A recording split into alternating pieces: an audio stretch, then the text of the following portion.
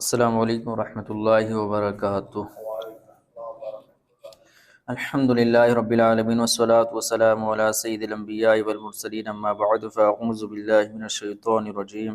بسم اللہ الرحمن الرحیم۔ پڑھیے الصلاة والسلام علیک یا رسول اللہ وعلی آلک واصحابک یا حبیب اللہ، الصلاة والسلام علیک یا نبی اللہ وعلی آلک واصحابک یا نور اللہ،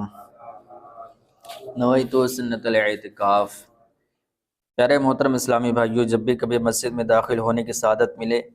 تو یاد کر کے اعتکاف کی نیت کر لیا کریں کہ جب تک آپ مسجد کے اندر اعتکاف کی نیت کے ساتھ رہیں گے آپ کو ہر سانس کے بدلے مسلسل نیکیاں ملتی رہیں گی۔ رمضان المبارک کا پیارا مہینہ ہمارے درمیان سے اپنی برکتوں و رحمتوں کو لٹاتا ہوا گزر رہا ہے، اور دیکھتے ہی دیکھتے 10 روزے کمپلیٹ ہو گئے ہیں اور آج 11واں روزہ ہے، اور پہلا جو عشرہ تھا رحمت کا وہ گزر گیا ہے اور مغفرت کا عشرہ یہ چل رہا ہے۔ تو پیارے محترم اسلامی بھائیوں، ہم سب کو وقت اس کی قدر کرنی چاہیے اور رمضان کے مبارک اوقات کو غنیمت جانتے ہوئے اس میں جتنی زیادہ ہو سکے عبادتیں کر لینی چاہیے۔ پیارے آقا علیہ الصلوۃ والسلام نے ارشاد فرمایا کہ نیت المؤمن خیر من عمل، مسلمان کی نیت اس کے عمل سے بہتر ہے، اور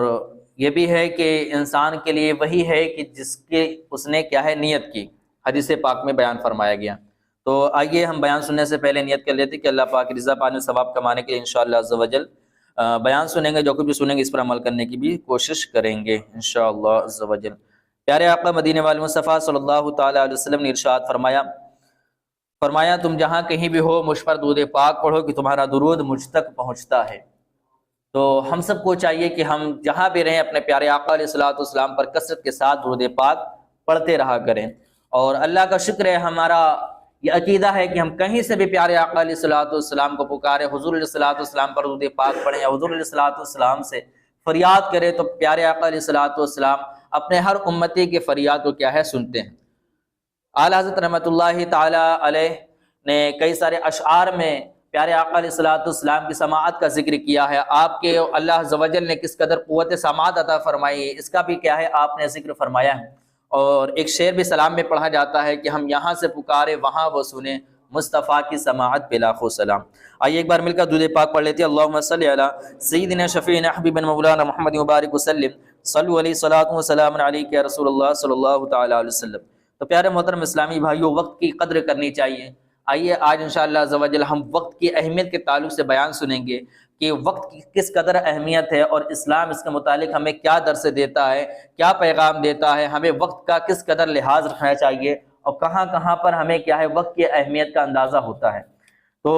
ایک واقعہ ہے کہ ایک بادشاہ تھا، وہ اپنے ساتھیوں کے ساتھ کسی باغ کے قریب سے گزر رہا تھا کہ اس نے دیکھا کہ باغ میں سے کوئی شخص سنگریزے یعنی چھوٹے چھوٹے پتھر پھینک رہا ہے۔ ایک پتھر خود اس بادشاہ کو بھی آ کر لگا،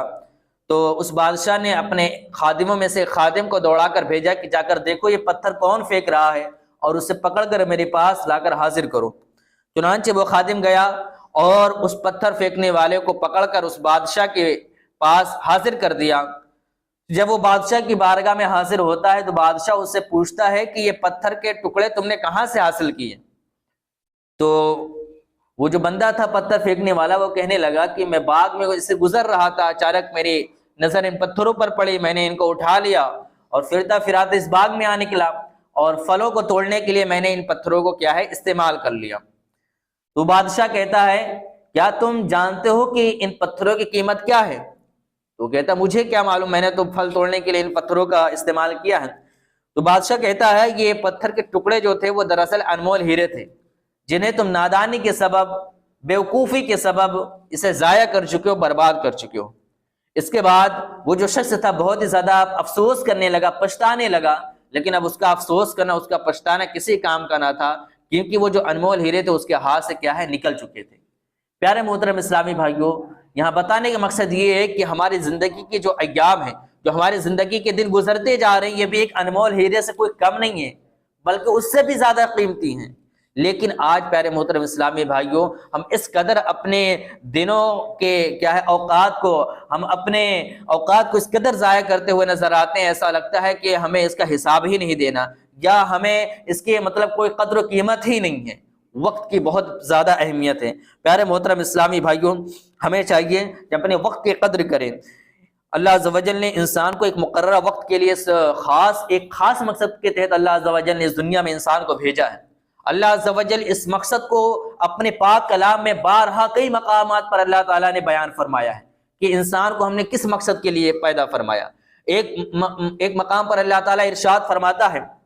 افحسبتم انما خلقناکم عبثا وانکم الینا لا ترجعون، فرمایا کیا تم یہ گمان کرتے ہو کہ میں نے تمہیں کیا ہے بیکار پیدا کیا، تمہیں میری طرف پھرنا نہیں۔ پیارے محترم اسلامی بھائیوں ہم میں سے ہر ایک کو لوٹ کر اپنے رب کی بارگاہ میں جانا ہے۔ ہمیں جو پیدا کیا گیا ہے وہ اپنی عبادت کے لیے اللہ تعالیٰ نے ہمیں پیدا فرمایا۔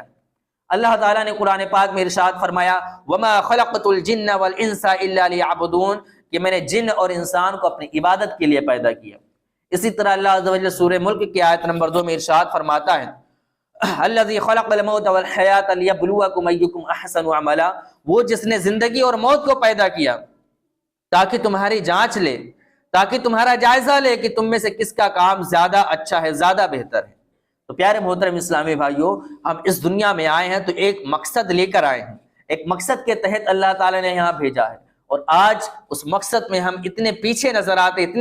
آتے ہیں کہ ایسا لگتا ہے کہ ہم صرف یہاں پر کمانے کھانے کے لیے یا کھانے پینے کے لیے ہمیں اس دنیا میں بھیجا گیا ہے۔ پیارے محترم اسلامی بھائیوں اللہ عز و جل نے بارہا کئی مقامات پر انسان کو اس مقصد کی طرف کیا ہے ترغیب دلائی، اس مقصد کی طرف کیا ہے اللہ عز و جل نے انسان کو تنبیہ کی ہے کہ انسان اللہ کی عبادت کی طرف آئے، اپنے رب کی عبادت کی طرف آئے، رب کی معصیت سے کنارہ کشی کرے۔ پیارے محترم اسلامی بھائیوں حضرت سیدنا حسن بصری رحمۃ اللہ تعالی علیہ اللہ کے بہت ہی پیارے ولی ہیں، اب فرماتے ہیں کہ جلدی کرو جلدی کرو، تمہاری زندگی کیا ہے؟ یہ سانس ہی تو ہے کہ اگر یہ سانس رک جائے تو تمہارے ان اعمال کا سلسلہ بھی منقطع ہو جائے، ختم ہو جائے، رک جائے، جس سے تم اللہ تعالی کا قرب حاصل کرتے ہو۔ آپ فرماتے ہیں کہ اللہ عز و جل اس شخص پر رحم فرمائے جس نے اپنا جائزہ لیا، اپنا محاسبہ کیا اور اپنے گناہوں پر چند آنسو بہائے۔ یہ کہنے کے بعد آپ رحمت اللہ تعالی علیہ نے پارہ 16 سورہ مریم کی آیت نمبر 84 تلاوت فرمائی انما نعد لهم عدا، ترجمہ کنز ایمان، اور ہم تو ان کی گنتی پوری کرتے ہیں۔ امام محمد غزالی رحمت اللہ تعالی علیہ اس آیت کے تحت فرماتے ہیں کہ یہاں گنتی سے سانسوں کی گنتی مراد ہے، اور یقیناً ہم اپنی سانسوں کی گنتی پوری کرتے ہیں۔ جس دن ہمارے سانس کے جو لمٹ ہے یا جو ہمارے زندگی کے جو مقررہ وقت وہ ختم ہو جائے گا تو ہم اس دنیا سے چلے جائیں گے۔ لیکن پیارے محترم اسلامی بھائیوں جانے سے پہلے اپنے قبر کی تیاری کر کے جائیں، اپنی آخرت کی تیاری کر کے جائیں، اپنے اوقات کو فضول کاموں میں نہ گزاریں۔ بالخصوص پیارے محترم اسلامی بھائیوں میرے اس بیان کا مقصد یہ ہے کہ یہ جو رمضان مبارک ہمارے درمیان سے گزر رہا ہے، 10 دن 10 روزے اس طرح گزر کے پتہ نہیں چلا، تو ہم سب کو چاہیے کہ جتنے دن بچے ہوئے ہیں رمضان مبارک کو کہ اس کو کیا ہے ہم نیکیوں میں گزارنے کی کوشش کریں، زیادہ سے زیادہ نیکیاں کریں۔ اب ہوتا ہے کہ ہمارے اسلامی بھائی روزہ رکھ لیتے ہیں تو وہ سوتے ہی رہتے ہیں، اور پھر اٹھتے ہیں، وہ عصر کے وقت اٹھتے ہیں اور پھر نماز پڑھتے ہیں، پھر کوئی کام ہوتا ہے کر لیتے ہیں، افطار میں مشغول ہو جاتے ہیں، افطار کی تیاری میں افطار کرتے ہیں۔ تو مطلب اس طرح وہ روزہ ایک طرح سے ان کا شرعی اعتبار سے تو ہو جائے گا، لیکن جو روزے کی روحانیت ہوتی ہے، جو پتہ چلتا ہے کہ ہاں بندہ روزے دار ہے، وہ تو جب تھوڑا کمزوری کا احساس ہوتا ہے، جب انسان کو رغبت ہوتی ہے، پیاس کی شدت ہوتی ہے، کھانے کی شدت ہوتی ہے، اس وقت بندہ کھانے سے اور پیاس اور پانی سے اپنے آپ کو روکے رکھے تو پیارے محترم اسلامی بھائی وہ روزہ کہلاتا ہے، وہ ایک روحانیت ہوتی ہے اس کے اندر۔ لیکن کیا ہم روزہ رکھ کر صرف سوتے رہیں یا دوسرے کاموں میں فضول کاموں میں اپنے وقت کو گزار دیں تو یہ روزہ نہیں کہلائے گا۔ شرعی اعتبار سے تو روزہ ہو جائے گا، لیکن ایک جو روزہ کہلاتا حقیقتاً وہ روزہ نہیں کہلائے گا۔ یہ سانس کی مالا اب بس ٹوٹنے والی ہے غفلت سے، مگر کیوں دل بیدار نہیں ہوتا۔ حضرت سنہ امام بہقی رحمۃ اللہ تعالی علیہ اپنی کتاب شعب الایمان میں ایک حدیث پاک نقل کرتے ہیں کہ پیارے آقا علیہ الصلوۃ والسلام نے ارشاد فرمایا کہ روزانہ جب صبح سورج طلوع ہوتا ہے، جب سورج نکلتا ہے تو اس وقت دن جو ہوتا ہے یہ اعلان کرتا ہے، کیا کرتا ہے کہ اگر آج کوئی اچھا کام کرنا ہے تو کر لو، کہ آج کے بعد میں کبھی لوٹ کر نہیں آؤں گا۔ یقیناً پیارے محترم اسلامی بھائیوں جو دن ہمارا گزر گیا، جو وقت ہمارا گزر گیا زندگی کو کبھی لوٹ کر واپس نہیں آتا۔ ہم نے جو وقت بھی گزار دیا کبھی بھی لوٹ کر واپس نہیں آئے گا۔ تو ہم سب کو چاہیے کہ اپنے وقت کی قدر کریں، اپنے وقت کی اہمیت کو پہچانیں۔ اور احادیث مبارکہ میں پیارے آقا علیہ الصلوۃ والسلام نے کئی سارے مقامات پر وقت کی اہمیت کا لوگوں کو کیا ہے اندازہ دلایا ہے اور فرمایا ہے کہ وقت کی قدر کرو۔ اور پیارے آقا علیہ الصلوۃ والسلام نے ارشاد فرمایا، جس کا مفہوم ہے کہ ارشاد فرمایا کہ دو نعمتیں ایسی ہیں جس کے بارے میں لوگ کیا ہے غفلت میں ہیں، جس کے بارے میں کیا ہے لوگ غفلت میں ہیں۔ اور پیارے محترم اسلامی بھائیوں، اور وہ دو نعمتیں کیا ہیں؟ پیارے آقا علیہ الصلوۃ والسلام نے ارشاد فرمایا، ایک صحت اور دوسری فراغت۔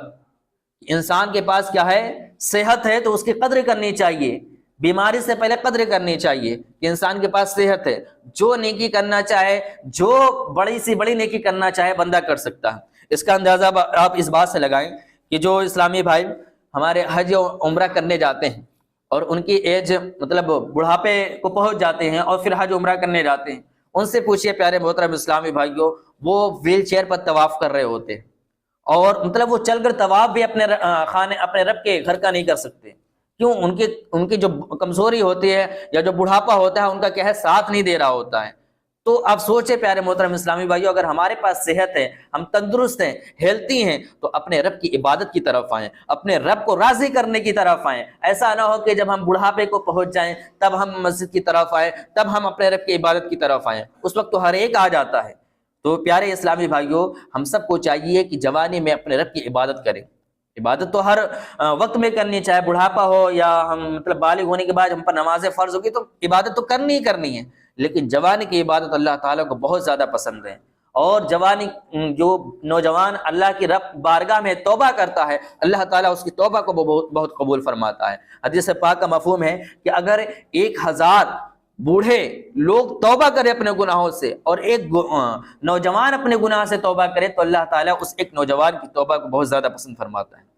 اور حدیث پاک میں ارشاد فرمایا، الشاب التائب حبیب اللہ۔ پہلے پیارے آقا علیہ الصلوۃ والسلام نے ارشاد فرمایا، انا حبیب اللہ، میں اللہ کا پیارا ہوں، اللہ کا حبیب ہوں۔ اور آگے ارشاد فرمایا، الشاب التائب حبیب اللہ، کہ نوجوانی میں جوان اگر توبہ کرتا ہے تو وہ بھی اللہ تعالیٰ کا پیارا حبیب ہے۔ سبحان اللہ۔ تو ہم سب کو چاہیے کہ ہمارے بالخصوص نوجوان اسلامی بھائیوں کو چاہیے کہ کثرت کے ساتھ اپنے رب کی بارگاہ میں آئیں، اپنے رب کی بارگاہ میں آ کر اپنے سر کو جھکائیں، اور آپ اس مطلب عبادت کا، نماز کا اس بات سے اندازہ لگائیں کہ کس قدر اہمیت اور کس قدر پرسکون مطلب سکون دینے والی یہ نماز ہے کہ آپ بہت زیادہ ٹینشن میں ہو، بہت زیادہ پریشان ہو، ڈپریشن میں ایک دم، اور کوئی مسئلہ ایسا ہو کیا ہو کہ وہ حل نہ ہو رہا ہو، اور لوگ ہوتے پریشان ہو جاتے ہیں تو چین و سکون حاصل کرنے کے لیے کیا کرتے ہیں؟ یا تو کبھی وہ ایئر فون لگا لیں گے، گانے سنیں گے، کوئی سیریل دیکھنا شروع کر دیں گے، کوئی مطلب کامیڈی ویڈیوز دیکھنا شروع کر دیں گے۔ لیکن اگر پیارے محترم اسلامی بھائیو، جس وقت آپ پریشان ہو، جس وقت بہت زیادہ بے چین ہو، کوئی مطلب چین و قرار نہ آ رہا ہو، اس وقت آپ وضو کریں، اطمینان کے ساتھ وضو کریں، مسجد کے اندر آئیں، اپنے رب کی بارگاہ میں 2 رکعت آپ نماز نفل پڑھیں یا کوئی بھی نماز پڑھیں، اور اپنے رب کی بارگاہ میں ہاتھ اٹھا کر دعا کرے۔ پیارے محترم اسلامی میں کس قدر آپ کو سکون ملے گا جس کا آپ کو اندازہ نہیں۔ آپ کبھی کر کے دیکھیے گا ایسا۔